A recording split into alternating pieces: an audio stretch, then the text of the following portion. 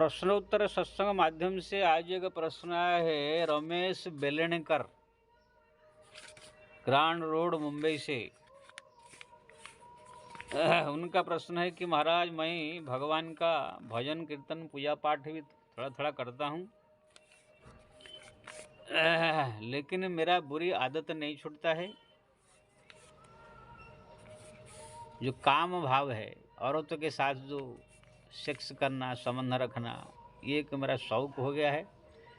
आज तक 50 औरत से संबंध रख चुके हैं। बहुत कोशिश करता हूँ, छूटता नहीं है। तो मेरे कल्याण कैसे होगा, मेरे उद्धार कैसे होगा? श्री राम श्री राम श्री राम श्री राम श्री राम। देखो जी, दुनिया में कोई ऐसा पापी नहीं है इतना बड़ा जो कि भगवान की भक्ति और भगवान का नाम उसका पाप को जो है नष्ट करेगा, मुक्ति नहीं कर देता। हरि के नाम में इतना शक्ति है, करोड़ों करोड़ों अरब अरब पाप को जो है निकाल लेता है। तुलसी राग के कहते ही निकसत पाप पहाड़, पहाड़ जैसा पाप भी निकल जाता है राम कहते ही। फिर वापस आवत नहीं दे तो मकार की वार। इसलिए आपको टेंशन लेने की जरूरत नहीं है। आपने पूछा प्रश्न, मैं तो सबसे पहले कहूँगा जितना हो सके कोशिश करें कि मन कंट्रोल हो, वो अपराध न हो। लेकिन आपने पहले ही कह दिया कि कंट्रोल होता नहीं है, तो उसके लिए भी उपाय है हमारा शास्त्र में, पुराण में। ऐसे ही हुआ था अजामिल के, जो भागवत में षष्ठ स्कंद में अजामिल उपाख्यान है, उसमें भी यही था। अजामिल जो था वो वेश्यागामी था, 4 5 वेश्याओं के साथ में रहता था, मच्छी खाता, मटन खाता, शराब पीता था।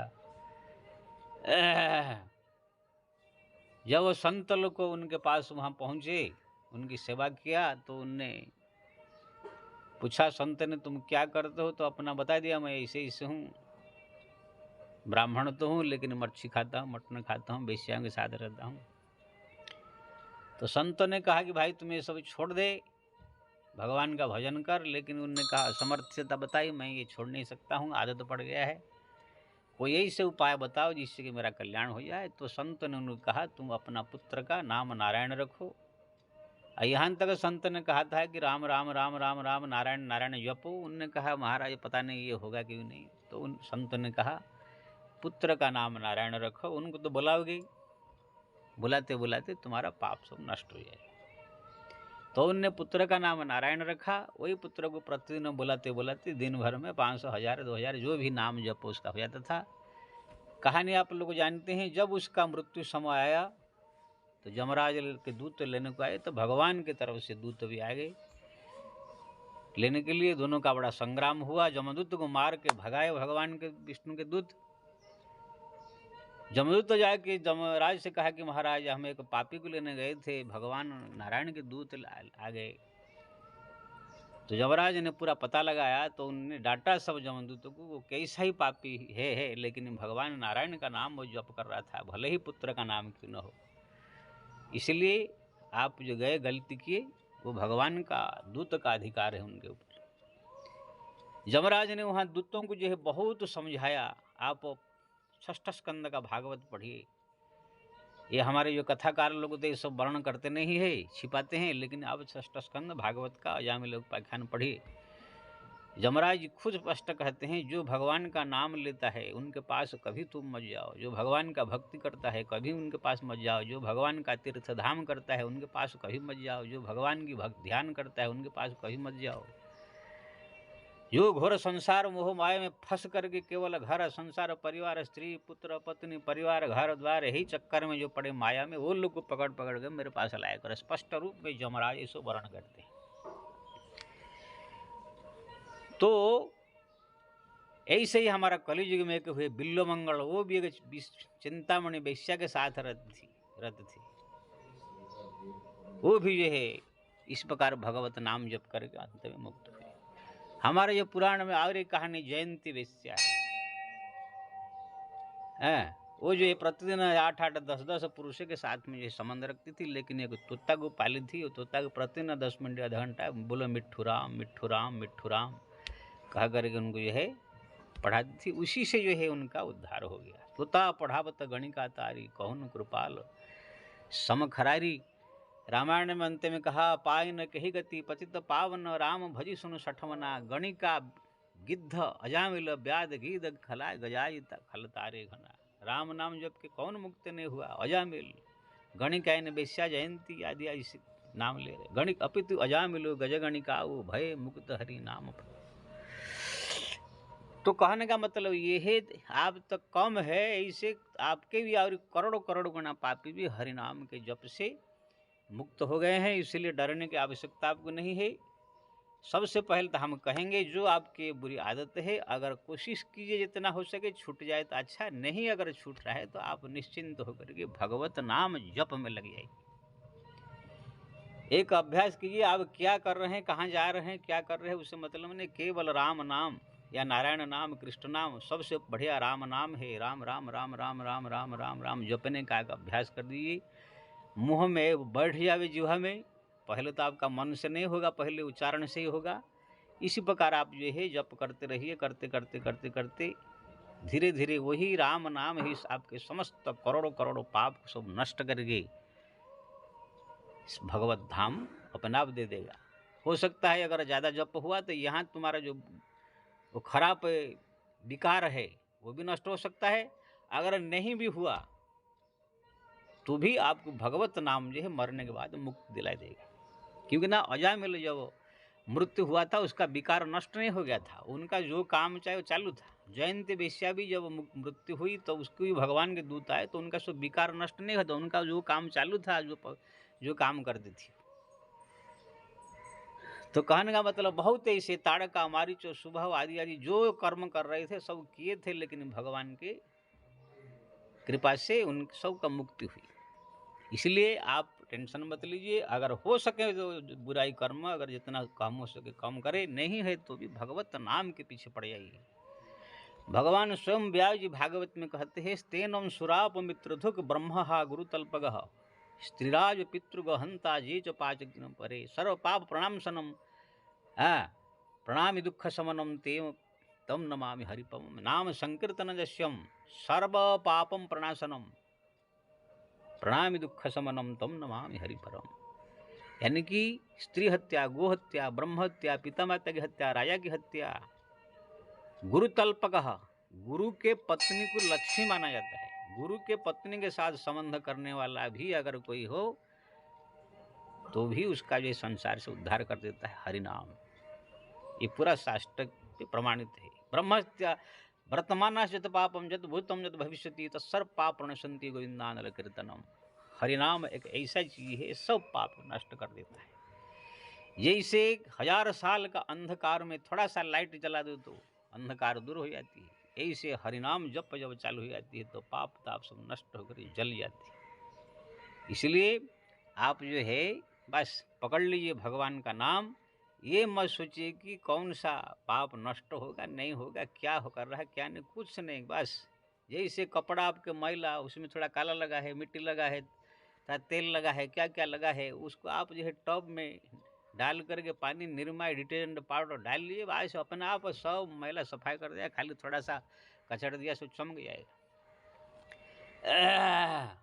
तो कोई भी आपका भंगार हो, टीन हो, चाहे स्टील हो, पीतल हो, कुछ भी हो, भंगार हो, मैला हो, कैसे भी हो, लेकर फैक्ट्री में डाल दो, फिर नया चमक करके आ जाएगा। ऐसे भगवत नाम इतना शक्ति है, उसको आप जपते रहिए। बाकी आप जो स्वभाव आपका जो, उसको तो हम कंट्रोल नहीं कर सकते हैं।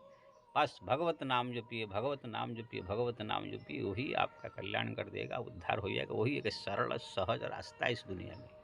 नहीं तो बोलो कि आप सब कंट्रोल करके पाप से बच के सब शुद्ध हो कर तो दुनिया में कोई नहीं कर सकता है। और दूसरी बात मैं आपको एक बताऊं कि पाप केवल खाली वही संबंध, अब स्त्री पुरुष का संबंध ही एक पाप नहीं है। हमारा पंचम स्कंद भागवत में पाप का वर्णन लिखा गया, उसमें चूहा मारना भी पाप है, खटमल मारना भी पाप है, जू मारना भी पाप है, मच्छर मारना भी पाप है, झूठ बोलना भी पाप है। ये सब पापी है, सब तल कर रहे हैं। तो ये सब लोग कैसे फिर मुक्त हो गए? ये संसार पाप से ही बना हुआ है। पग पग पर पापी हो रहा है। सत बराबर तप नहीं, झूठ बराबर पाप, जिनको हृदय सच है तिनके हृदय आप। संसार में झूठ के बराबर पाप कोई है नहीं, और सब लोग बोल रहे हैं झूठ दुनिया में। कौन ऐसा है झूठ नहीं बोल रहा है? नहीं अत सत्य समपात का पुंजा, गिरी सम हो की कोटि गुंजा। तुलिया जी कह रहे असत्य के समान, झूठा के समान, झूठ बोलने के समान कोई पाप है नहीं, सब बोल रहे हैं। लेकिन कौन मच्छर नहीं मार रहा है, कौन खटवल नहीं मार रहा है, कौन जू नहीं मार रहा है, कौन छल कपट नहीं कर रहा है? तुलिया जी ने लिखा पर निंदा सम पाप न गरिसा, परम धर्म श्रुति रीत अहिंसा। दूसरे के चुगली बुराई निंदा करना, इधर उधर चुगली लगाना, ये सबसे बड़ा पाप है, सब लोग कर रहे हैं। खाली एक स्त्री पुरुष का संबंध को ही ये समाज वाले सोच लिए कि यही एक पाप है। नहीं, ये सबसे छोटा पाप है। अगर किसी पुरुष का किसी दूसरे के साथ संबंध है तो पाप है, लेकिन ये छोटा मोटा चीज है। बड़े बड़े पाप तो सब जो चुगली करना, बुराई करना, झूठ बोलना, इधर का उधर करना, किसी का घर बर्बाद कर दे रहे, जीव हत्या करना, मच्छर मारना, चूहा मारना, ये सब बड़े बड़े पाप शास्त्र में लिखा गया है। लेकिन ये सब कर रहे हैं। लेकिन क्या है, उसी को लोग पाप नहीं समझ रहे हैं, क्योंकि ना उस सब लोग कर रहे हैं ना, इसलिए। लेकिन अब शास्त्र पढ़ोगे तो तुम्हारा खटिया खड़े हो जाएगा जब पापों का वर्णन देखोगे। तो मैं जब ग्रंथ का अध्ययन किया, लगा कि दुनिया में कोई एक आदमी भी मेरे को कोई दिखा नहीं सकता है जो पाप नहीं कर रहा है। अगर एक चीज से बच जाए दूसरा करेगा। कोई अगर मान लीजिए कोई पराई स्त्री के साथ संबंध नहीं रखेगा, पुरुष के साथ संबंध नहीं रखेगा तो झूठ बोलेगा, छल करेगा, कपट करेगा, मच्छर तो मारेगा ही, चूहा तो मारेगा ही है, शरीर में बीमार होगा, खुजली होगा तो जाएगा दवाई लगाएगा, उसमें तो कीटाणु से मरेंगे उसमें। हमारे शास्त्र में यहाँ तक कहा गया है जल गर्म करने से जो कीटाणु मरते वो भी पाप है। पंच सुना गृहस्थ्यम पंच ज्ञात प्रणशति, कंडनी पेशणी चुल्ली उदकुम भी च मार्जनी। मार्जन यानी झाड़ू लगाते समय भी कीड़े मरते हैं, वो भी पाप है। जल गर्म करते हो रसोई बनाने के लिए, उसमें भी कीड़े मरते हैं, वो भी पाप है। चक्की पीसते हो वो उसमें कीड़े मरते हैं, पाप है। चलते समय पैर के नीचे कितने आ जाते, ये सब पाप ही पाप है। ये दुनिया में कोई माई का लाल एक भी मेरे को मिल नहीं सकता है, चाहे कितना बड़ा महामंडलेश्वर हो, कितना बड़ा कथाकार हो, कितना बड़ा संत हो, कितना बड़ा साइंटिस्ट हो, कितना बड़ा शंकराचार्य हो, जो पाप नहीं करता है। तो फिर आप बोलेंगे महाराज फिर उद्धार कैसे होगा? सब पाप कर रहे हैं, कोई कम है, कोई ज्यादा है, कोई थोड़ा है, कोई ज्यादा, सब कर रहे हैं। जिसका मालूम पड़ जाता है उसको पापी हो जाता है, जिसको मालूम नहीं पड़ता है वो ऐसे, हाँ, चोरी पकड़ा गया तो बस पापी है, नहीं पकड़ा गया तो अच्छा है। सब कोई ऐसा आदमी दुनिया में नहीं निष्पाप है। काजल की कोठरी में कितना भी सावधान रहो तो भी काजल का एक दाग लग ही जाता है। कोई ऐसा नहीं, परमात्मा का ऐसा चीज है जो भगवान है, वही निष्कलंक है, वही निष्पाप है। बाकी सब दुनिया में पाप नहीं होता तो संसार में जन्म ही क्यों होता है? ये संसार में जन्म लेना ही एक अभिशाप पाप है। पूर्व जन्म में कुछ ना कुछ आपने उल्टा पुल्टा कुछ किया था, कुछ किया, इसलिए मनुष्य संसार में जन्म लिए हैं। नहीं तो अभी तक आपका मुक्त होकर भगवत धाम चले गए होते। ये संसार में कोई अगर चाहे आदमी हो या इंसान कोई भी हो तो भी वो पापी ही है। कोई भी जीव है तो पापी ही है, इसलिए पाप किया था, इसलिए संसार में जन्म लेकर आया है, आकर के जो है भोग रहा है। इसी दिन निष्पाप निष्कलंक हो जाएगा तब तो भगवान के धाम चला जाएगा, वहाँ पर रहेगा। तो यहाँ करने क्या करना आएगा? इसलिए संसार में सब पाप कर रहे हैं, पापी है। केवल भगवत नाम जप, जो भगवान का ध्यान स्मरण चिंतन, भगवत धाम तीर्थ, भगवान का ध्यान भक्ति जो करता है वही ये संसार से उद्धार होकर भगवत धाम जाएगा। बाकी अब कोई रास्ता नहीं है। इसलिए तुलसीदास जी ने कहा, और ये घोर कलियुग में, कलियुग केवल मूल मलिना, पाप पयोनिधि जन्म न मीना।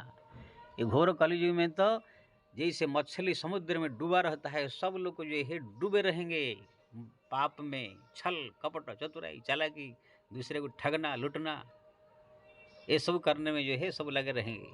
तो फिर मुक्ति कैसे होगा? कलियुग केवल नाम आधारा, सुमिर सुमिर नर उतर ही पारा। हरिनाम का जप जो करता है उसी कल्याण है, अब कोई रास्ता नहीं। हमारा त्रेता युग में, सत्य युग में लोग को एक झूठ बोलने के लिए लाखों बार सोचते थे। 14 साल के लिए भगवान राम खाली एक सत्य पालन करने के लिए जंगल में चले गए। अरे भाई नहीं जाते, क्या होता? झूठा हो जाता थोड़ा सा उनका वचन जो है दशरथ जी ने दिया था, अब क्या हो जाता? आजकल कोई माई का लाल है जो किसको वचन दे दिया और उसको पालन करने के लिए अपना घर बर्बाद कर दे? कोई नहीं करेगा। अरे कौन वचन है, कौन ऐसे कर देंगे। लेकिन राम ने 14 साल वन में चले गए, क्यों ना वो झूठ को बहुत बड़ा चीज पाप समझते थे। आजकल कौन समझ रहा है? आजकल बड़े महामंडलेश्वर, बड़े बड़े कथाकार, बड़े बड़े शंकराचार्य से लेकर भी सब भी समय आने पर झूठ छल कपट सब करते रहते हैं। तो कहने का मतलब ये है, ये घोर कलयुग है, पाप युग है। इस युग में सब पापी है, सब पाप कर रहे हैं, करते रहेंगे। इसमें जो भगवान का नाम जप करने लग गया, जो भगवान का ध्यान करने लग गया, जो भगवान के शरण में आ गया, बस उसका कल्याण है। आप बोले कि सब पाप ताप सब छोड़ करके आएगी भगवान के शरण है, ना अभी तक किसका हुआ है ना होगा। समुद्र के बीच में आप फंस गए हैं, आप बोलो कि समुद्र से निकल के तब जाकर हम ध्यान करेंगे भगवान का या कुछ तरह। समुद्र के पानी में जो डूबे हो उसी में ही बैठ के भगवान का ध्यान करो। निकल करके आप कहीं ध्यान करो, चारों तरफ समुद्र ही समुद्र है। यही से ये घोर संसार माया सागर है, संसार सागर। इसमें से निकल करके तुम बोलो कि शुद्ध हो गए भजन करो, नहीं होगा। उसी के अंदर फंसे हुए ही भगवान का भजन करो, वही कल्याण करेगा। इसलिए आपको चिंता करने की जरूरत नहीं है। जो भी कर रहे हैं करने दीजिए। अगर छूट जाए अच्छा है, कंट्रोल करते हुए अच्छा है, नहीं हो रहा है तो भी भगवत नाम जपिए, इसका अभ्यास कीजिए। चलते फिरते उठते बैठते आपका कल्याण हो जाएगा। जय श्री राम।